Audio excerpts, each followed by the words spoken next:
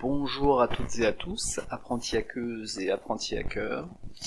Alors, aujourd'hui, je propose de poney la machine Bastion de Hack the Box. C'est une machine qui, je trouvais sympa parce que elle utilise des vecteurs d'attaque que j'ai déjà utilisés moi durant mes tests d'intrusion. Notamment la privesque, j'en parlerai. Au niveau de la première partie, moi ça m'a jamais servi enfin disons que ça m'est déjà arrivé de trouver ce genre de fichier durant mes audits, mais le contenu m'a jamais été utile. Par contre, de mémoire, il y a Phineas Fisher là, le fameux hacker activiste jamais identifié qui a déjà utilisé cette technique, je crois que c'était sur le hack de Hacking Team, si je dis pas de bêtises, à vérifier. Bref, c'est parti, allons voir pour hacker cette machine Bastion. Donc déjà, vu qu'elle s'appelle Bastion, on s'imagine que c'est un bastion d'administration, donc chez une entreprise.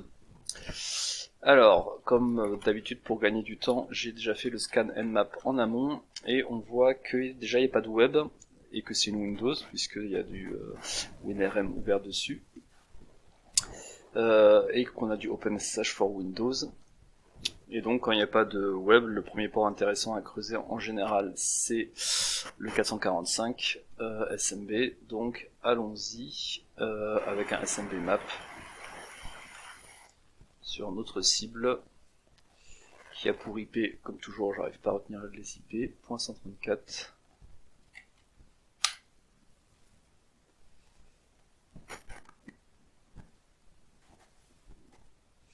On voit qu'il trouvera rien, et si on essaie de le faire en tant qu'utilisateur au pif, donc par exemple l'utilisatrice, je dirais même Lisbeth, là on voit que ça passe, la session guest est autorisée, et on peut voir des partages, notamment un partage sur lequel on a des droits de lecture-écriture qui s'appelle backup. Donc évidemment, on va regarder ce partage-là de plus près, qui c'est probablement le partage qui va nous intéresser. Donc allons-y avec un SMB client. J'ai déjà utilisé tous ces tools, donc je détaille pas plus. N'hésitez pas à vous référer aux précédentes vidéos Hacksize qui parlent de ces outils. Et donc on voit que je peux me connecter comme prévu. Et qu'est-ce qu'il y a comme fichier? Il y a une note.txt qui semble évidemment intéressante à consulter. Donc je la télécharge de ce pas. Et les autres, on comprend pas trop ce que ça veut dire, à part le Windows Image Backup, qui est donc probablement un backup d'image Windows. Donc si j'affiche le contenu de la note que je viens de récupérer, ils disent de pas transférer le fichier complet, puisque ça prend vachement de temps, surtout à travers un VPN. Donc on imagine que c'est un indice de la part du créateur de la machine, pour nous dire de jouer en ligne directement avec ces fichiers. Donc pour jouer en ligne avec ces fichiers, le plus simple, ça va être de monter ce partage en tant que système de fichiers. Donc pour cela, on va utiliser la commande mount, donc je suis pas sûr qu'on ait déjà utilisé sur Hacksize, c'est une commande qui permet de monter des systèmes de fichiers. Donc ce que je vais faire, c'est que ici, je vais créer un répertoire Lisbeth mount, et je vais monter dessus. Donc ici c'est du CIFS, puisque c'est un partage CIFS Windows. 134, le partage backup, je le monte dans ce nouveau répertoire Lisbeth Mount en tant que user vide et password vide.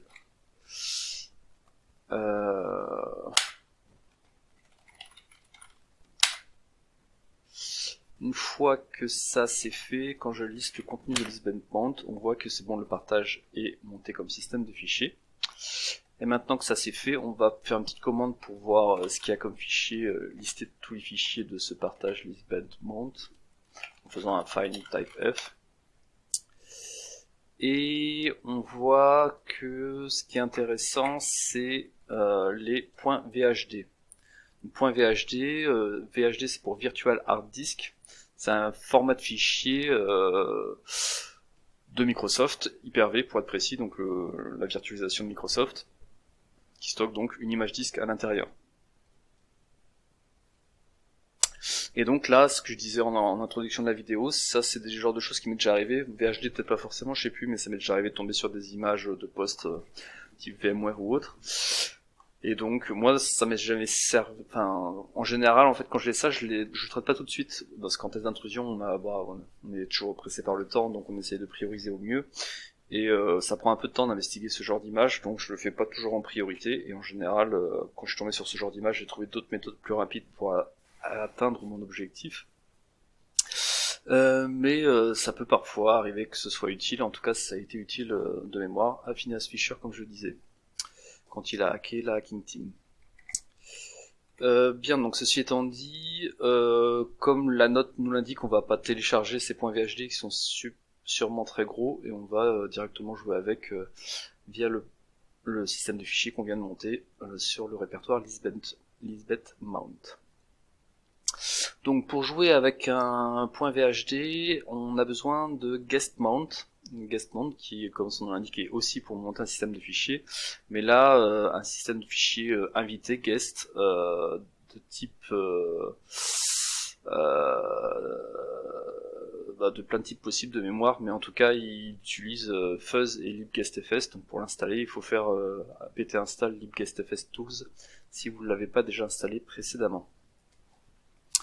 Bien, donc je vais de ce pas tenter.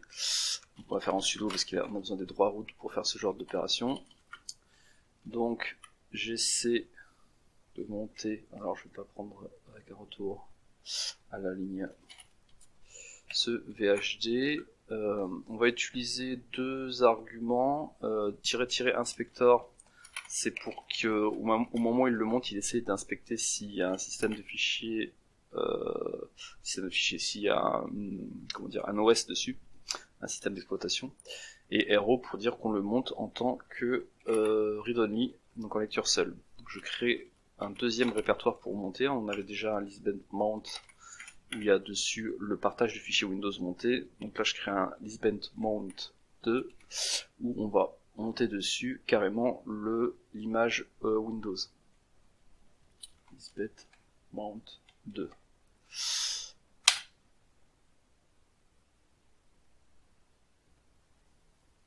Ça mouline dans la spool, désolé pour les problèmes d'affichage liés à Tmux.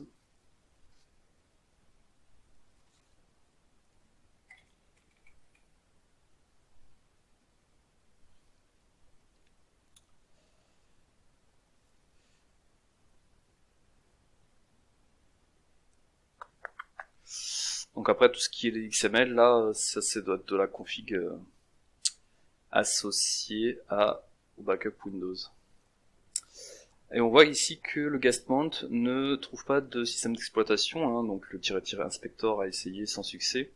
Donc du coup on va essayer avec le deuxième point VHD, puisque ici on voit qu'il y a deux VHD différents, peut-être que le second sera plus intéressant et aura un système d'exploitation dessus. Pourquoi je favorise, on va dire, une backup Windows avec le système d'exploitation dessus? Parce que si on a l'intégralité de l'OS qui est sauvegardée, on aura du coup dans la sauvegarde les credentials, donc le login, mot de passe, enfin au moins les hashes des utilisateurs système locaux. Donc ça pourrait être une piste pour ensuite, surtout si par exemple le compte administrateur local est réutilisé ailleurs. Donc si on est dans le cadre d'un test d'intrusion, ça aurait été surtout ça l'intérêt. Ici, vu que c'est une machine out of the box, on peut imaginer que potentiellement on puisse utiliser ces hashes et les casser pour se connecter ensuite sur la machine. Et s'y connecter comment? On a dit, je rappelle, que sur cette machine on a ces ports là ouverts, donc ça pourrait être le 5985 ou le SSH, puisque c'est assez rare d'avoir du SSH sur Windows, donc s'il y en a, on imagine que il va falloir l'utiliser. Voilà, le guest mount est passé. Si je fais un list directory de Lisbeth.2, bon, il me dit t'as pas les droits normal vu qu'il faut être root. Et on voit bien que j'ai pu monter ce système d'exploitation Windows. Parfait, donc à partir de là, on va essayer de dumper les creds. Donc ce que je vais faire, c'est que je vais passer en route, parce que sinon on va vite se paumer, vu qu'on a besoin des droits route pour faire à peu près tout sur ce système de fichiers. Et donc je retourne dans le répertoire où nous étions. Je vais directement sur Lisbeth Mount 2 et il me dit Lisbeth Mount 2. Ah oui, Tenflow, c'est l'habitude, excusez-moi, on est sur Kali. Hop. Zut. J'ai mis un double slash. Voilà, c'est mieux. Donc ici, ce qui nous intéresse, c'est Windows. Dans Windows, le répertoire intéressant, c'est... ce que j'ai fait là. Ah oui, on est sur Linux, donc il faut mettre les majuscules. Bim. Donc dans Windows, le répertoire qui nous intéresse, c'est Système 32. Dans Système 32, qu'est-ce qu'il y a d'intéressant dans Système 32? C'est vrai qu'il y a beaucoup de fichiers, donc le ls c'était peut-être pas la meilleure idée.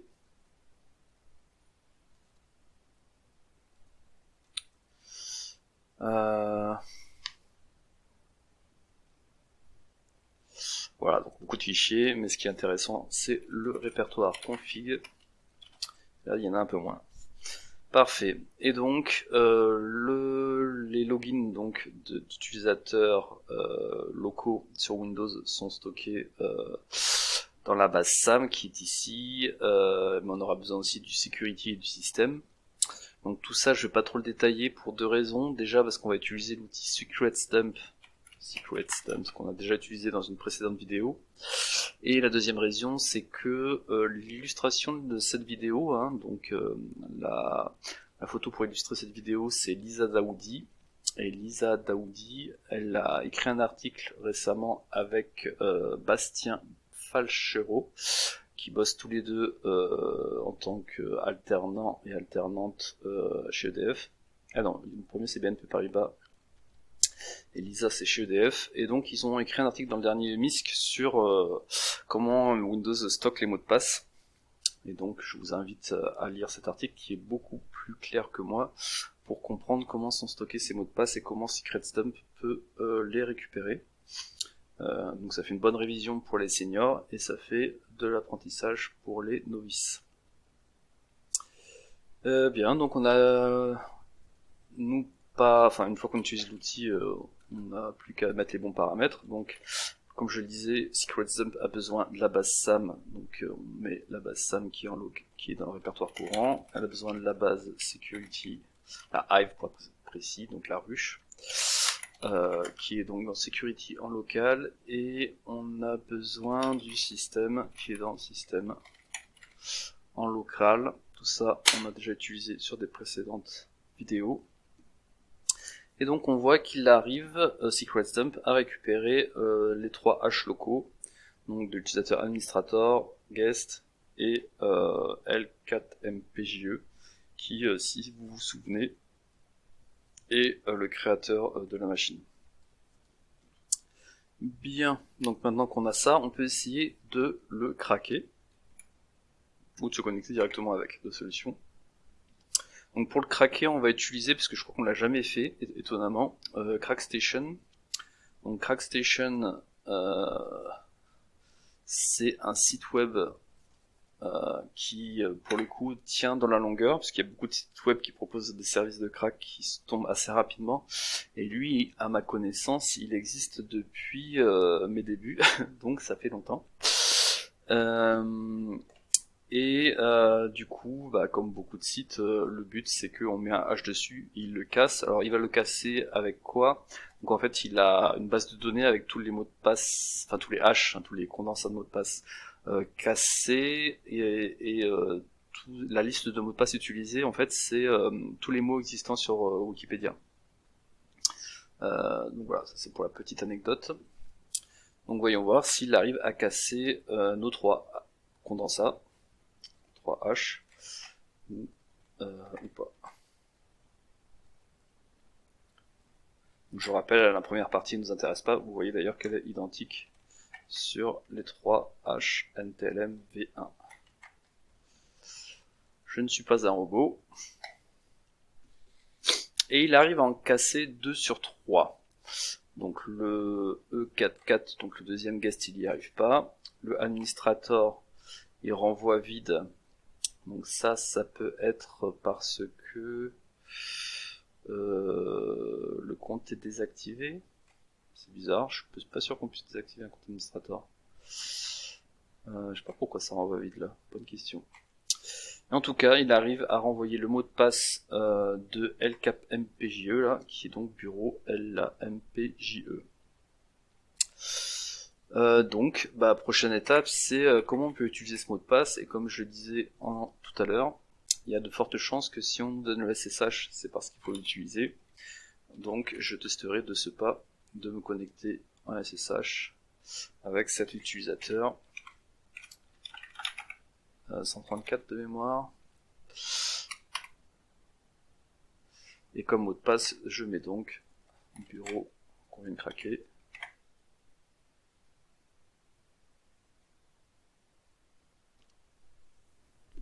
Yes, ça passe. Nous sommes connectés et nous avons accès, je crois, au premier flag. Donc find str/ma. Je rappelle, c'est une commande que j'utilise juste pour prouver que j'ai accès au flag sans afficher le flag. Donc là, on voit qu'il y a bien la lettre A présente dans le flag. Ok. Donc première partie de cette machine Axebox terminée. On a le premier flag. Maintenant, on veut devenir administrateur et avoir le second flag. Donc pour cela, donc on fait l'énumération. Donc on pourrait utiliser des outils automatiques, mais là on va vite voir le répertoire intéressant si on fait dire programme. Oups. Donc là, rien de ouf, il y a le fameux OpenSSH qui explique pourquoi on a du SSH en écoute. Si je regarde sur Program Files, pas le même, on voit qu'il y a mRemoteNG. Et mRemoteNG, si vous ne connaissez pas, c'est un fork de mRemote, qui était donc un outil open source qui utilise des onglets, plein de protocoles et tout. Enfin, en gros, c'est un client Windows qui permet de se connecter à distance et faire de l'administration sur un paquet de protocoles différents. Et donc, typiquement utilisé pour se connecter à Windows en RDP et à Linux et autres Unix en SSH. Et du coup, mRemoteNG, donc ça m'est déjà arrivé durant un audit de compromettre une machine comme ça. Donc en fait, l'idée là, c'est ce qu'on va faire. Hein. On va essayer de voir si dans cet outil d'administration, il n'y aurait pas les mots de passe enregistrés dedans. Et on va essayer de les casser. Mais du coup, moi, dans un audit que j'ai fait récemment, parce que c'était cette année, j'ai eu accès à un mRemoteNG où c'était carrément du portable, une version portable, et donc j'ai même pas besoin, enfin j'ai pas pris le temps de casser les mots de passe, j'ai copié-collé la version portable avec les creds inclus, et j'ai mis ça sur une machine compromise, ou c'est sur la mienne, je sais plus. Et du coup j'ai pu directement utiliser cette version portable avec les creds pour me connecter à la cible qui était la top priorité, la cible la plus sensible. Ok, donc voyons voir si on peut faire pas la même chose, puisque là, enfin on pourrait d'ailleurs, mais là il faudrait que je porte une VM Windows si j'ai la flemme. On va plutôt essayer de craquer le mot de passe. Donc comment on peut craquer le mot de passe de RemoteNG? Déjà il faut savoir où c'est situé. Et en fait les mots de passe sur Windows, hein, de toute façon c'est que Windows, mRemoteNG, il se trouve sur Users. Donc notre utilisateur c'est MPJE. Et s'il en a, ce sera dans appdata roaming, parce que potentiellement L4MPJE n'a jamais utilisé mRemoteNG hein, sur ce poste. Je suis pas sûr que ça mRemoteNG crée pour tous les utilisateurs, il doit le créer uniquement pour les utilisateurs qui l'utilisent. Mais là c'est bon, on a bien, ça a bien été utilisé par cette L4MPJE.